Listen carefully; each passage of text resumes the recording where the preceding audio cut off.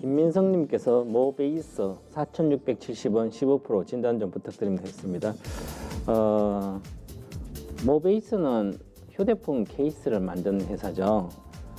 그러면 휴대폰 케이스를 잘 팔리려면 휴대폰이 많이 팔려야 됩니다. 지금 휴대폰이 처음 나온 품목이 아니죠.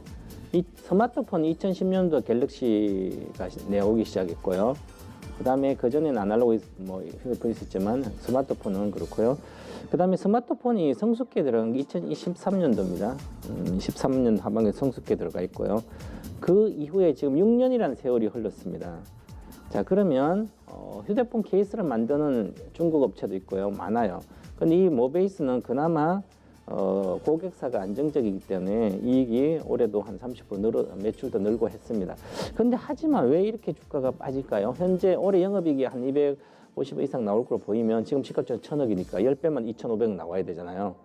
근데 이게 그럼 저평가라고 보는 거죠. 단순하게 생각해서 그런 겁니다. 이게 주식 투자를.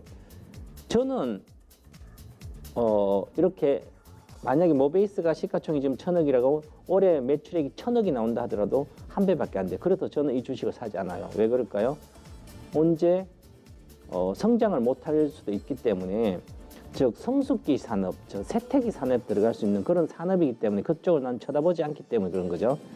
그러면 과거에 KTC텔레콤이 있었어요. 제가 기업 탐방을 갔었는데 인천에 가니까 뭐 연구원처럼 흰 가운 이렇게 입고 케이스 휴대폰을 만들어요. 보면 반도체 사업장 다니는데 저렇게 가운을 막 깔끔 입고 공장도 아주 좋고 막 라인도 있는데 사람들이 드문드문 있어요.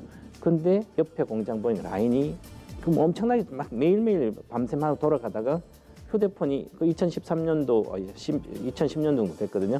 근데 이것이 이제 잘 돌아가다가 휴대폰이 계속 뭐 중국산도 들어오고 케이스가 들어오니까 뭐 금속으로 해도 그렇고요. 그러니까 이 회사가 제가 탐방 가고 몇 년 뒤에 망해서 가자마자 보고 대표가 서울대 나오고 이렇게 해서 막 아주 자랑을 많이 해요. 막 공장도 크고 그러니까 일반적으로 보면 그게 성공할 것 같지만 전체 산업이 죽기 때문에 이게 나가 떨어져서 없어졌어요. 회사가. 그러니까 이쪽 말 그대로 산업이 성숙기 들어가서 저가 경쟁을 해야 되고 가격 경쟁해야 돼. 이 업종들은 될 수 있으면 개인 투자자는 쳐다볼 필요 없어요. 왜냐하면 내가 개인 투자자들은 돈이 10억 있다 하더라도 종목들은 한정되는 거예요. 그러니까 이것도 사고 저것도 살 필요 없는 거죠. 펀드야 그렇게 할 수 있지만 그런데 이걸 사서 많이 내려오니까 사니까 안 돼요. 왜냐하면 7,930원 갔을 때 이 시가총액이 거의 2천억 정도 갔기 때문에 그러면 영업이익 한 8배가 정상 가격이거든요. 그러니까 올해 영업이익에 나온 것을 예상 좋게 나온 것을 벌써 주가가 7,000원대로 다 반영되고 내려오는 겁니다. 즉 벌써 해먹을 사람 해먹었다는 거죠. 그래서 상반기 벌써 팔았어요. 주가가 거의 50% 더블 가니까. 그럼 내려온 건 누가 다시 또 이걸 해먹어야 되는데 내년 실적 좋다는 보장이 있으면 됐는데 산업 자체가 성숙기 들어갔어요. 그러니까 이거 건드리면 안 되는 거 싸다고. 싼 게 아니죠.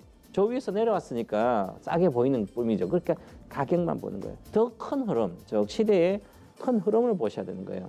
꼭 생각하셔서 그런 게 가장 큰 진단이고요. 물론 이건 이익이 잘 나오니까. 그런데 이 주식을 한번 보시면 자, 옛날에도 마치 테마처럼 움직이죠. 주가를 보세요. 이 테마처럼 움직이는 주식은 절대로 올라갔다 내려온 주식 사면 안 되는 거예요. 최소한 내가 주식을 하려면 차트를 모르면 주가가 바닥에서 있는 걸 사서 실적 좋은 것을 바닥에 있으면 결국 가요. 그죠? 그럼 이렇게 보세요. 왼쪽 보시면 큰 상승을 했어요. 큰 상승하죠. 그죠? 큰 상승하죠. 그럼 거침없이 빠지는 거예요. 주식이. 빠지죠. 계속. 그러면 올라갔다가 얼마 동안 빠질까요? 2013년도 5월부터 언제? 2014년도 1년 반 동안 빠졌고요. 안 가고. 2015년도 4월부터 2016년도 또 1년 반 동안 또 안 갔어요. 그러면 또 똑같겠죠. 2019년 2월부터 내년 여름까지 안 가겠죠. 그러면. 왜 이렇게 판단이 될까요? 주식은 결국은 그 종목의 특이성, 반복성, 동의성이 적용되면 공변량 법칙인데요. 이게 주가를 예측하는 기본이에요. 자, 사람마다 성격이 있듯이 주식도 성격이 있어요. 그 특이성. 그러니까 이거 주식은 사야 될 이유가 없는 거죠. 그래서 저는 물론 바닥권이기 때문에 추가 하락은 제한적이지만 본전은 할 수 있을 거야. 아마 가지고 있으면. 그런 측면은 있어도 되지만 보시면 여기서 산 거 아니에요. 그죠? 잠깐 올라갔을 때. 그런데 이 중요한 것은 가일권 들어가면 이 가일권 첫 번째 가일권이기 때문에 이것은 반드시 조정을 받고 다시 가야 되는데 이 거래가 실린 상태에서 이것을 안착을 못했기 때문에 못 갔기 때문에 이것은 저점을 깨버립니다. 반드시 붕괴합니다. 여기서 추세 반전에 실패했기 때문에 반드시 저점 깨요. 그렇기 때문에 이 제가 금방 설명했듯이 차트만 설명해도 싸다고 사면 안 되는 거죠. 물론 지금 비중이 15%밖에 안 되기 때문에 더 내려가면 뭐 회사 망하지 않으면 더 내려가면 그냥 15% 사서 본전을 할 수 있어요. 왜 내 피 같은 돈 가지고 본전하려고 주식하냐고 그죠? 앞으로 많이 빠졌는데 50% 100%가 숱하게 널려 있는데 이렇게 상기하시고 다 파시고 앞으로 성장하지 못하는 그 업종, 어떻게 될지 모르는 그 산업은 건드리지 마시라. 제가 기계주 뭐 이런 거 말 그러잖아요. 꿀뚝주들 개인 투자는 거기 가서 쳐다볼 이유가 없는 거예요.